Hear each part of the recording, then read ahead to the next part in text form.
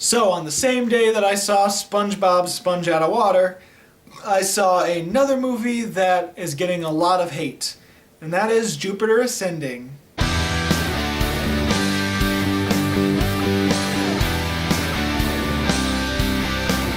Is there anyone else out there that's starting to think the first Matrix film might have been a fluke for these brothers? 'Cause I'm starting to think that. Alright, don't get me wrong. I don't think Jupiter Ascending is as awful or as bad as a lot of other people are saying. Do I still think it's bad? Not quite. For me, it's still slightly enjoyable, and it's still something that will not get anything lower than 2 stars, because I say the 1.5 stars or lower to the truly awful movies. But can I still understand why people hate Jupiter Ascending? Yes, I can understand why. But for me, it's not as bad as other movies I've seen. So Jupiter Ascending is about Mila Kunis, who is a Russian immigrant that has the awesome life of cleaning toilets. And of course she complains, which makes sense. And suddenly she is thrown into this science fiction world because she is the reincarnation of a galactic queen.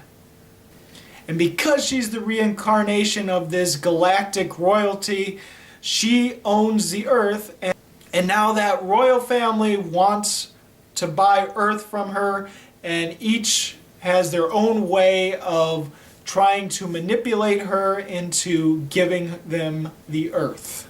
Now there's still plenty of good things I can say about this film, so let's go through them first.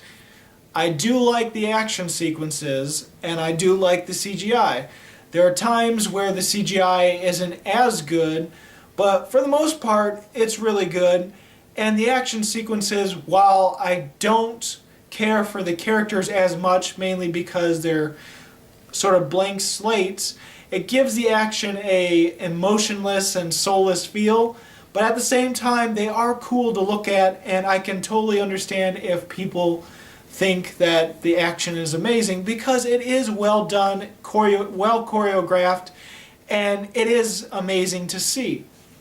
A lot of the technology is cool, and a lot of the things in the universe is well developed and awesome to witness. And while some of this awesome universe is fully developed, or at least I feel is fully developed, there are some things that aren't as developed as I would like, such as the splicers. Now the splicers are humans with animal DNA in them, and there are quite a few of them, and it gives it a more alien feeling, because in this universe there really isn't aliens, I don't think. It's just humans and some humans with animal DNA in them. Now the reason why I don't feel the splicers are developed as well as the rest of the universe is because there's an inconsistency in how they look. Some splicers look more animal, while other splicers look more human. And that wouldn't be too much of a problem if it wasn't for the fact that some of them are the same species, while some of that same species are more animal-like and others are more human-like. Like, for instance, Channing Tatum, he's part wolf. But the only wolf part about him is his elf ears and his beard and goatee sort of thing. And that's about it. While there's another splicer that looks more like he could be part wolf as well, but he looks more like a werewolf in the sense of the Teen Wolf series, you know? No, not the Teen Wolf movies with Michael J. Fox and then Jason Bateman. I'm talking about the series that started on MTV. I don't know if it's still on MTV, but it started there. He looks more like that, so he's clearly a wolf, but he looks more wolf-like than Channing Tatum's character. And then there's Sean Bean, who is part B. Yeah, wrap your mind around that one. He's part B, but you don't really see any B parts to him. I mean, he looks completely human, save for the fact that every so often his eyes will glow yellow. That's right. His eyes will just suddenly glow yellow. Sometimes it's moments where it makes sense, and other times it's just completely random. Like, I'm serious. If you see Jupiter's Ascending, pay attention to Sean Bean's eyes. There'll be some moments where it just suddenly glows yellow, and other times it's just completely normal. So yeah, the characters, like I said, are a little bit more like blank slates, and they aren't fully developed.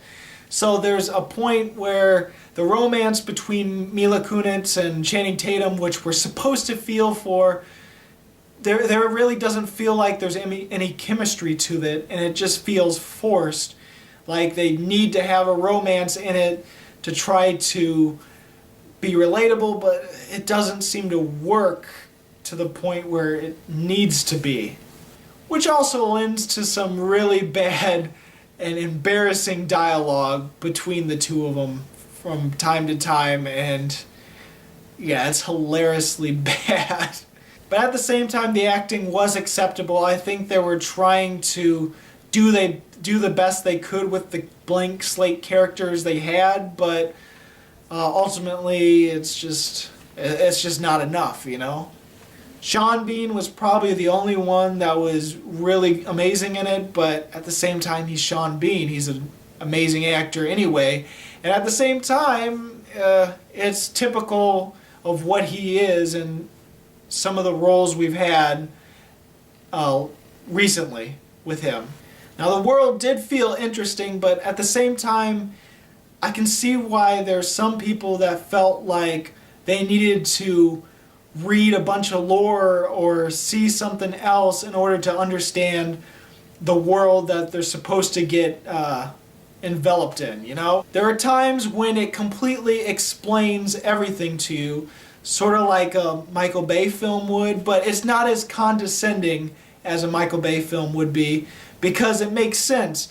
Mila Kunis' character is completely new to this whole entire world, and so it makes sense that she needs it to be explained to her so that we ourselves get explained to the world that we're witnessing.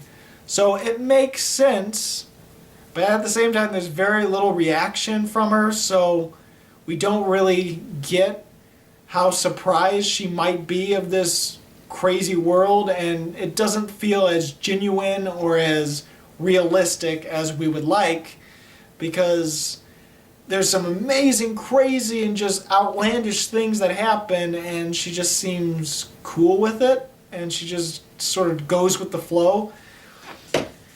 And someone who goes with the flow is something that's pretty bad for a main character. You want a main character to do all the action. And I don't mean like all the action, like all the fighting and stuff. You don't need a strong character that does all the fighting and all that. You need a strong character that does action and helps the story and the plot progress. If they're the character that's not progressing the story, then they're not the main character. Now, I do have to admit, though, there is a change that happens in the character. One of the things you need to know about a main character is you need someone that's complex, someone that goes about a change in the movie, and that'll indicate whether your character is a round character versus a flat character that goes about no change whatsoever. Not to say that there are some movies that have flat characters as a main character that do well, but those are more plot-based sort of movies that you're interested more in the plot rather than the character itself. Sort of like maybe like a spy film, like a James Bond film. You know, James Bond's usually a pretty flat character, but it's the plot that we really go to see the movie oftentimes. But the change that happens in Mila Kunis' character is that she ends up standing up for herself towards the end of the film and doesn't take it anymore. Like throughout the whole film, she's more of a follower and used as a pawn, and she's very gullible, but then towards the end she just has enough of it and she stands up for herself. So in a way, she does go about a change, but it's not done to the extent that you would like in a film such as that. Yeah, when it starts explaining everything, it puts you in a relaxed state because you're like, oh, it's one of those blockbusters that explain everything to you, and so I don't have to worry about thinking that much. Well, it puts you in that state, but there's certain moments where it doesn't explain everything. But instead it gives you the clues to help you figure out and connect the dots.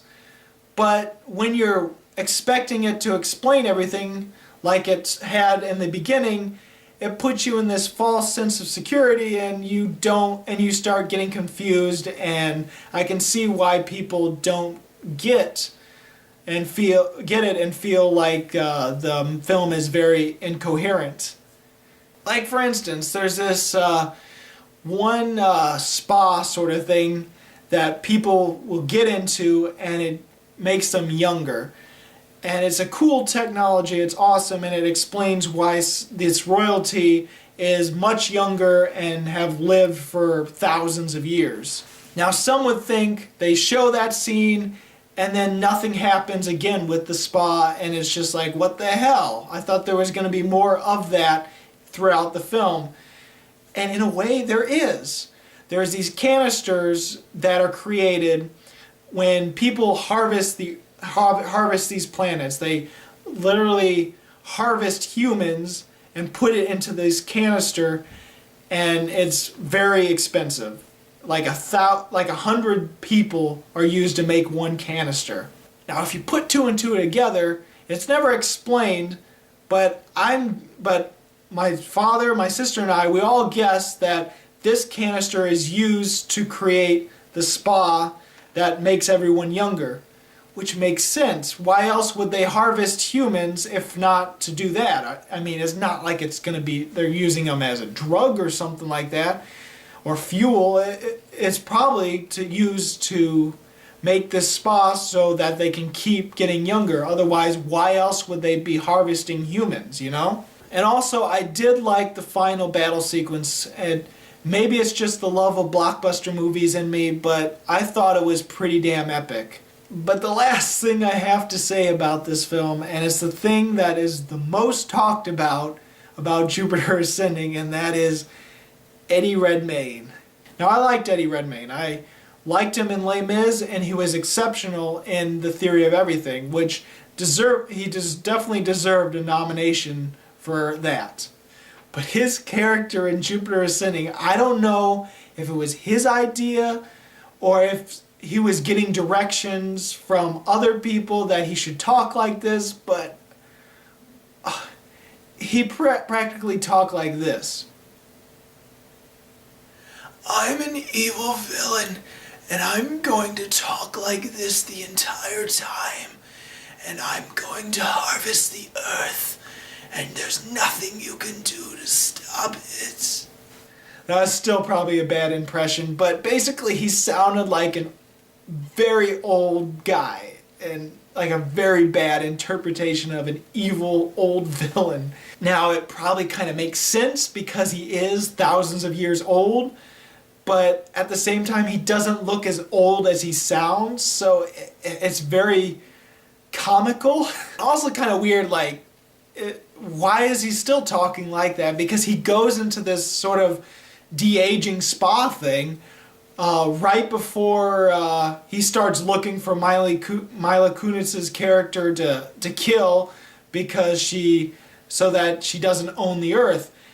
And that's kind of weird because you see him get young, and then the next day he's old again. Like, how long does it take to... I don't understand.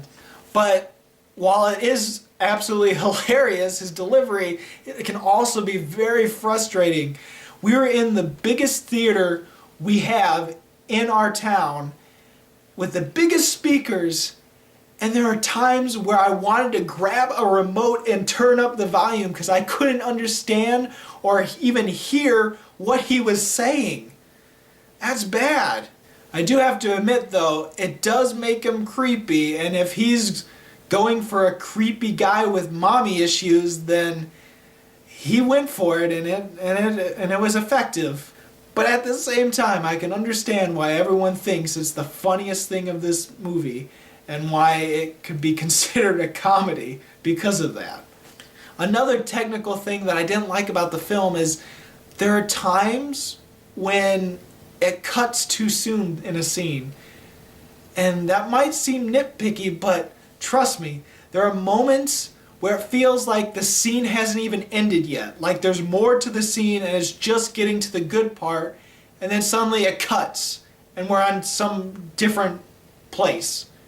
So Jupiter Ascending is something I think isn't as bad as everyone says it is, but I can understand why people say it's bad. There are good moments that I personally liked, and I didn't feel like it was an absolutely boring film or one that was awful. So I'm going to give Jupiter Ascending 2 stars. So have you seen Jupiter Ascending? What did you think about it? Comment below. Other than that, if you haven't, what is your favorite science fiction movie? Go ahead, tell me, and I'm open for discussion. This is Bruce Gifford, and this was Just My Opinion.